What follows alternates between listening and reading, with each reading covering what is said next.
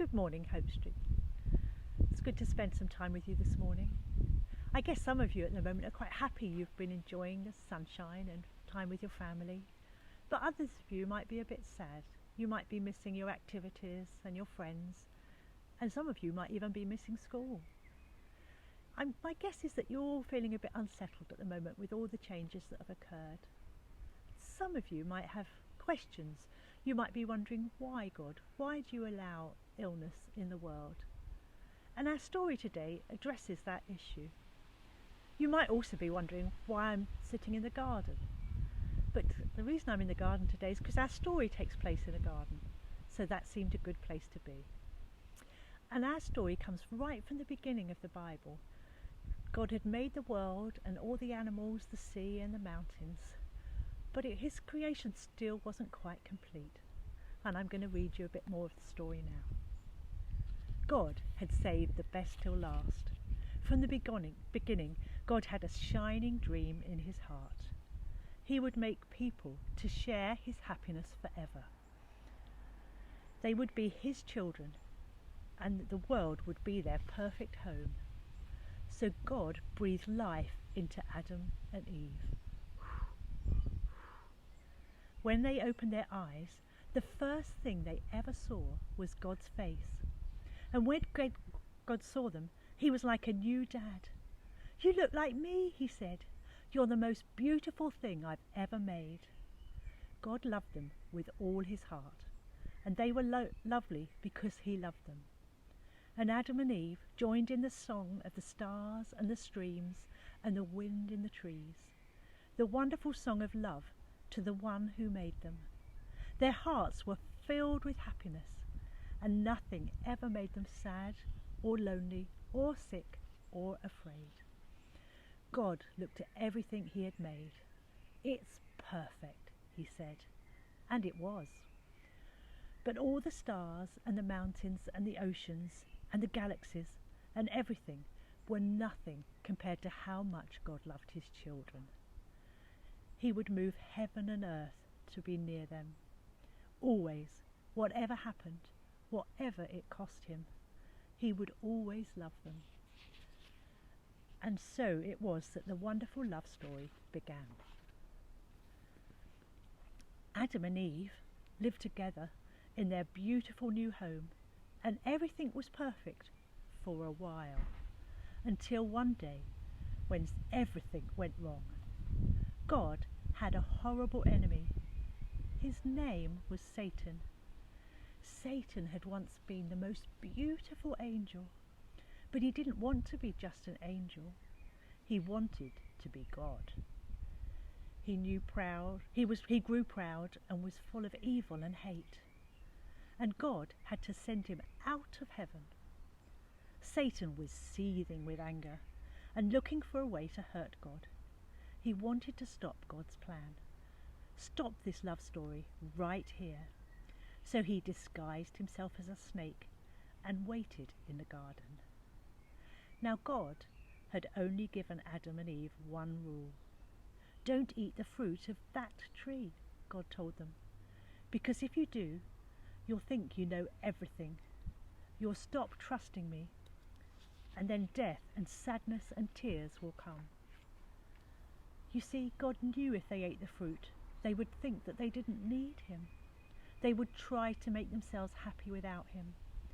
But God knew that there was no such thing as happiness without him, and life without him would be no life at all. As soon as the snake saw his chance, he slithered silently towards Eve. "Does God really love you?" the serpent whispered. "If he does, why won't he let you eat the nice juicy fruit? Poor you. Perhaps God doesn't want you to be happy." The snake's words hissed into her ears and sunk down deep into her heart like poison. Does God love me? Eve wondered. Suddenly she didn't know any more. "Just trust me," the serpent whispered. "You don't need God. One small taste, that's all. You'll be happier than you could ever dream." So Eve picked up the fruit and ate some. And Adam ate some too. And a terrible lie came into the world. It would never leave. It would live on in every human heart, whispering to every one of God's children, God doesn't love me. And it wasn't a dream. It was a nightmare. The dove flew from Adam's hand. The deer darted into the thicket. It was as if they were frightened of something. A chill was in the air. Something strange was happening. They had always been naked, but now they felt naked and wrong. And they didn't want anyone to see them, so they hid.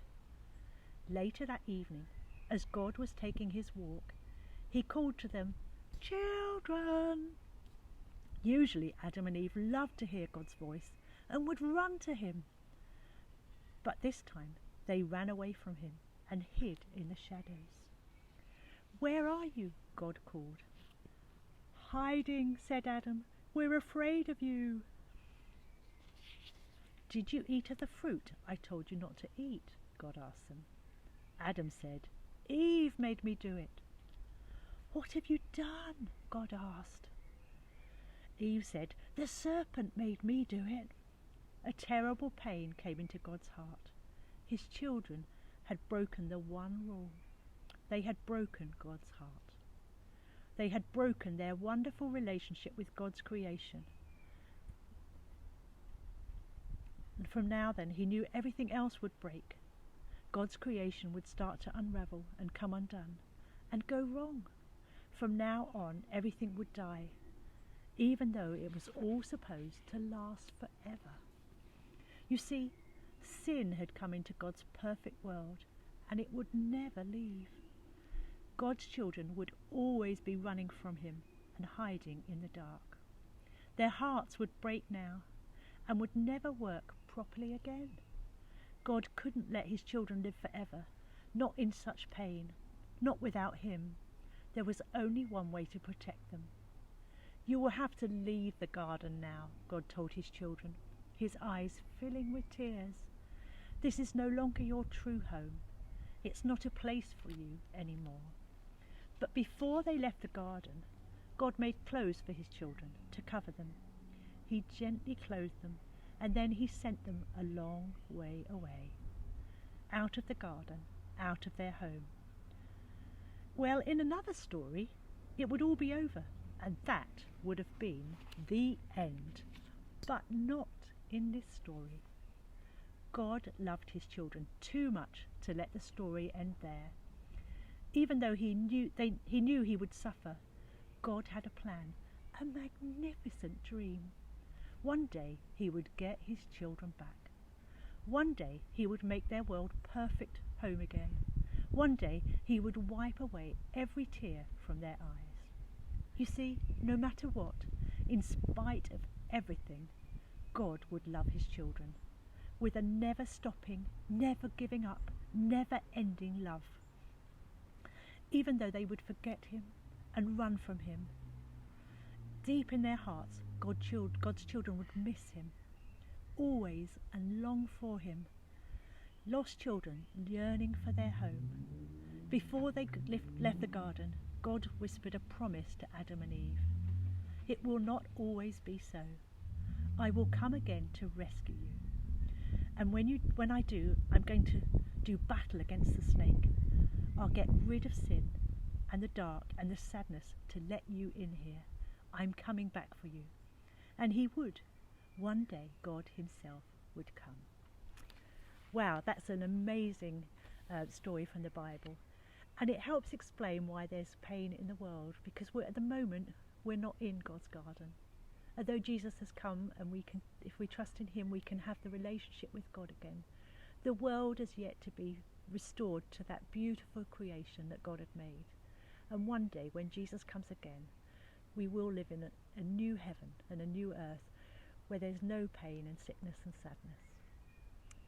It's been lovely to spending time with you, Hope Street, this week, and I hope that you all have a really good week. Goodbye.